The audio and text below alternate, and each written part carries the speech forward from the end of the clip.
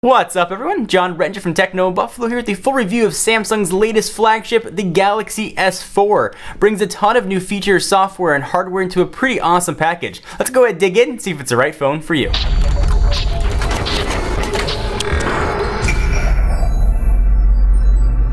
So I want to start the review as I do now with all of our phones with a disclaimer. I use this device for 7 days as my daily driver. The version we had to review was Sprint's version with support for their LTE network, although unfortunately where we are in Southern California we didn't have any LTE support, so all the battery tests I'm going to talk about are just representative of using Sprint's 3G network coupled with Wi-Fi. So before I get to all the specs, this is a phone, it's got to make good phone calls, and as is pretty true now with most new devices coming out, phone quality was pretty awesome. Callers on the other end reported hearing no popping, blipping, blopping, or any sort of white noise, and it sounded pretty awesome. I had a lot of requests to talk about the speakerphone.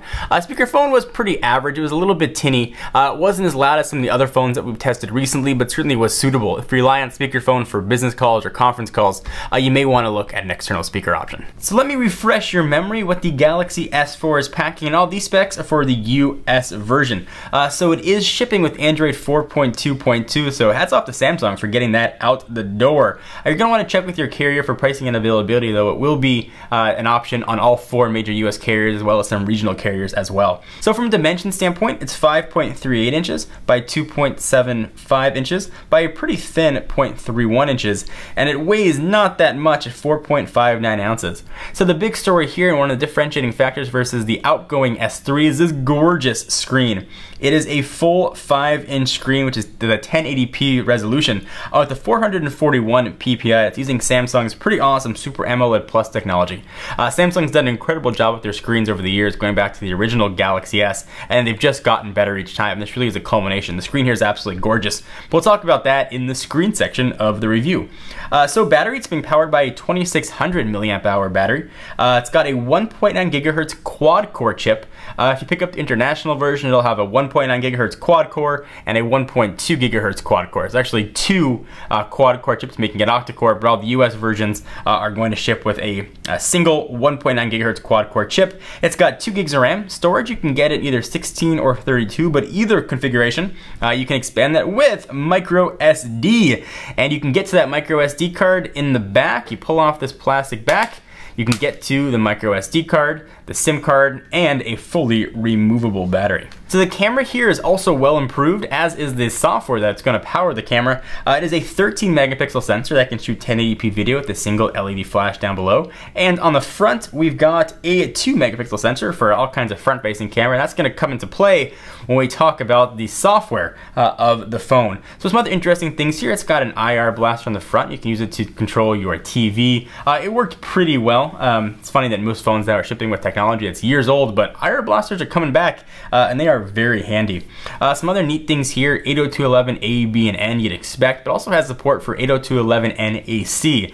I don't have anything yet that supports 802.11 AC, but presumably over the next 2 years that you'll have this phone, AC will become the sort of commonplace standard. So there is full support for that. Other stuff you'd expect, NFC and Bluetooth 4.0 are also here. So let's start with the design. This is thinner than the Samsung Galaxy S3, and it uses a very familiar product. It's the same polycarbonate plastic we've seen in most of Samsung's products. And take that for what it is. The back of it is a very thin plastic, but I will say when the back is placed onto the phone, it sits pretty flush with the battery, so you don't have any sort of push on it. So the sides also now take advantage of some metal-esque accents. They're not really metal, but they definitely make the phone feel more significant in the hand. It's flat on the side there, so when you hold it on the side, the phone does feel more substantial than the outgoing S3 model. And the phone feels really light, which is very surprising considering all the hardware that's packed inside of this. It's got a really familiar feel to the S3, the Note 2, and it borrows design influences from both of those. This is really typical Samsung through and through. If you're a fan of the S3, the S2, the Note, or the Note 2, you're gonna like what's done here. Nothing new in the design standpoint. It's a little bigger and a little thinner than the S3. So one odd thing, the back almost has a greasy liquid type feel to it. I had to keep looking at my hands to make sure they weren't super gross. Just the way the back is made, it always feels like there's a coating of something on it. Took a while to get used to. The last sort of interesting thing, the phone doesn't sit totally flat once it's on a table. There's a little bit of a shake on either side, so if you plan on playing games or doing something like that, definitely be aware there's going to be a bit of rock in there when you use your phone. This is a really high quality device. It's a premium phone, but it doesn't always feel like premium build quality, especially when you compare it to the iPhone 5 or the HTC One. While the phone is certainly in that class for specs, performance-wise, it doesn't always feel the same when it comes to hardware and the way the phone actually feels in your hand. But having that plastic design does have some trade-offs. You do get a removable back, which lets you access that battery if you want to carry an extra battery with you. For me, that hasn't always been a deal breaker. I just carry an external battery that I can plug into any micro USB port. But for some people, they really like having that. And also, I really like having the option for removable storage. Having micro SD is nice to have if you want to do any sort of rooting. It's great to have. But also just for expandable storage, bring your music along, bring your pictures. Maybe you want all your photos to go to Dropbox on your external card. It's really a nice feature, and you can determine how much extra storage you want. So really, the moral with the design is you got to figure out what to trade off to you. If you want to have the expandable storage and you want to have the removable battery, then you're going to have to enjoy the plastic feel of the phone, or at least have to deal with the plastic feel of the phone, the plastic back. If that's not important to you, there are other options. But certainly if that's something that you want your device to have, Galaxy S4 is going to be the way to go. All right, so next let's talk about this gorgeous screen, and this screen really is gorgeous. And for me, a 5-inch screen really is a sweet spot, and Samsung hit this one out of the park. Images look absolutely gorgeous. Text looks crisp and clear. There's no sort of pixelation that goes on with it. Videos, of course, you'd expect to look awesome. Games look straight up baller. The screen here is just gorgeous. I don't know how much to say about it, what I can show you that's going to be representative when you watch this back on YouTube, but the screen here is really good. If you thought the screen on the S3 was good, wait till you see the S4. It's very comparable to the screen on the HTC One and even the screen on the iPhone 5. So if you want that beautiful, crisp, high-def screen, you can't go wrong here with the Galaxy S4. So from screen, let's talk about software, and there's a lot to talk about here at the Galaxy S4. Let's start with TouchWiz. Although Samsung is not really calling it TouchWiz anymore, I'm going to just for the sake of it because it's easier to call it something. So you really can't call it a skin anymore. It's almost a straight brand new carrier version of Android, and it's straight TouchWiz through and through. From the colored icons, the cartoonish look feel, it is all here. But what's also here is a ton of new features. When I say a ton, you better bring out a dump truck to carry all these new features because you're going to need all the room you can get. So some of the highlights here, you've got a brand new notification panel with shortcuts galore. You can access everything that the phone can do pretty much. S-Beam, NFC, Smart Scroll, Sync, Airplane Mode, air gestures, all kinds of stuff will be accessible right there now, which is really nice. So I mentioned something called air gestures. That's new here. Essentially what you can do is you can control different aspects of the phone by waving your hand in front of it. So the best way I could demonstrate that, let's say I want to move an icon. Let's say I want to move that calendar icon right there.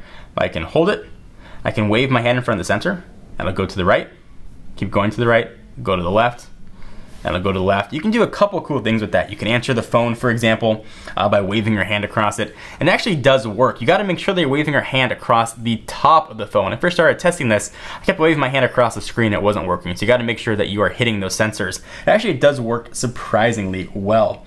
So the other new feature here is Air View. If you hover over things, you're gonna get a bigger view, similar to what we saw with the S Pen on the Note 2. So go ahead and open up Calendar, for example. I'll go back to, let's go to Month View.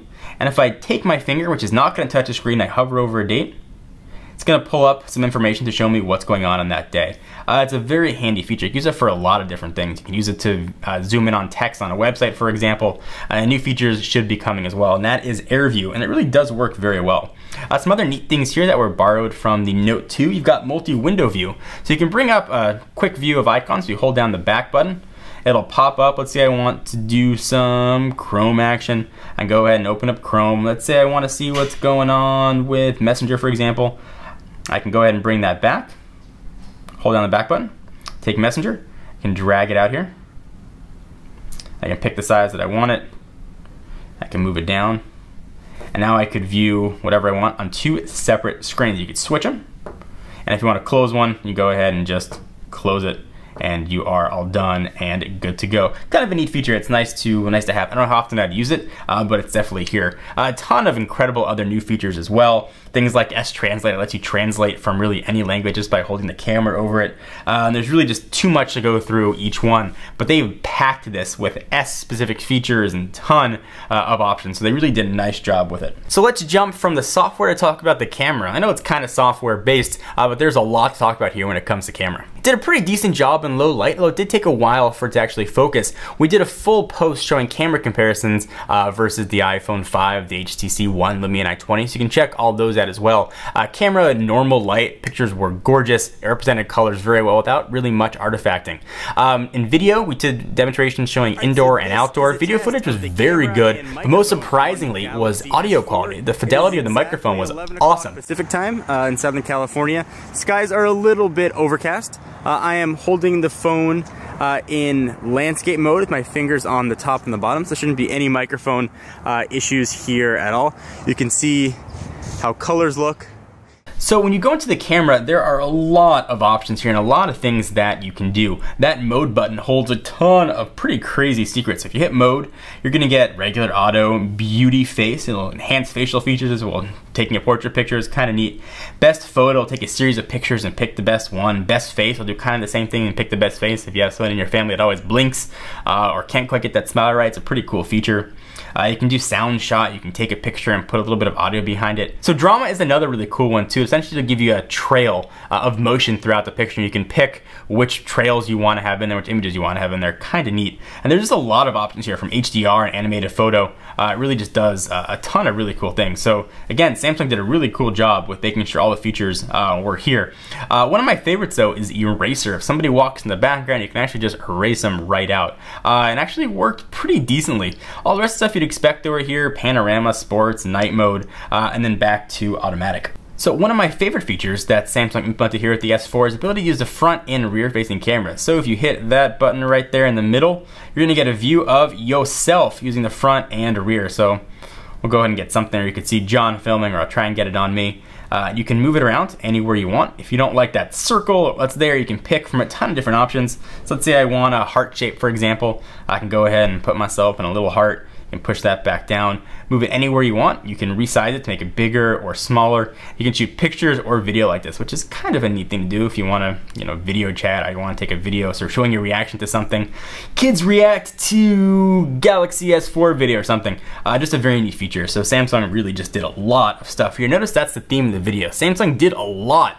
They added a ton of features to the software side that really make it stand apart from other smartphones. All right, so let's go from camera and talk about battery. And again, we're only using Sprint's 3G network. We didn't have support for LTE, unfortunately, but battery was pretty impressive. 2600 milliamps go a long way on this guy. I didn't have auto brightness set. I usually set my brightness to about 75, 80%. My daily usage, take the phone off the charger about 7 a.m. in the morning. I'll make about an hour and a half to 2 hours of phone calls. It's connected to Wi-Fi 90% of the day. Some pretty heavy instant messaging. I have 2 emails being pulled down and checked every 5 minutes, so replies, a few minutes of video, probably about 15 to 20 minutes. Facebook, Twitter, the rest of the time it's just sitting idle. And by the end of the day, I usually have about 45 to 50% battery life, which is a little bit higher than what I had in other phones. The HTC One, for example, which was connected to AT&T's LTE network while I was here, was about 10% less. So I'm curious what that hit's going to be once we check out a phone that has support from LTE network that's by us. But battery life, don't worry about it. Actually was very good. And of course, it's got a removable back. Just pick up an extra battery if you need it. All right, so next let's talk about performance. And as you'd expect from a 1.9 gigahertz quad-core phone with 2 gigs of RAM made by Samsung, it is stupid fast. Apps open crazy quick, games load awesome, there's no sort of lag when you're scrolling at all. Everything about this phone is really, really fast. The quadrant scores ranged anywhere from 12,000 to 13,000. The last one we did was about 12,400. So really just an incredible performer. This thing is absolutely blazing fast and handled anything that Android can throw at it, and it did it with aplomb. So no issues with performance at all. If you want a phone that's going to be cutting edge and can just handle anything at all, Galaxy S4 is going to be a great way to go. All right, so what's the conclusion on the Galaxy S4? As you can tell, it is an awesome phone packed to the gills with features.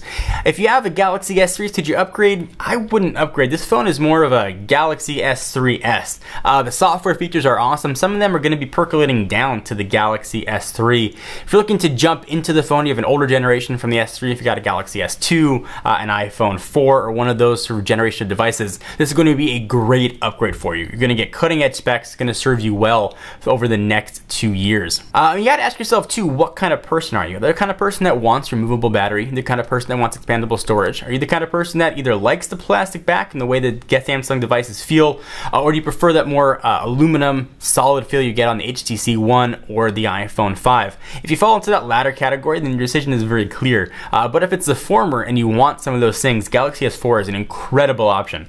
I enjoyed using the phone. It was fast, it was powerful. Samsung hit this one out of the park. And I would have liked to have seen some new design cues here, but Samsung went through the old mantra, if it ain't broke, don't fix it. And we've seen sort of Apple take that similar path with their devices. So this phone gets a very solid 9 and an editor's choice recommendation. If you want to pick up a new phone that's going to serve you well in the next 2 years, look no farther than the Samsung Galaxy S4. Love to hear your guys' thoughts. Do you agree, disagree? Leave all your comments down below, and please give this video a thumbs up. We most definitely appreciate it. Check out Techno Buffalo for latest and greatest tech news. I'm John Rettinger. I'll see you in the next video.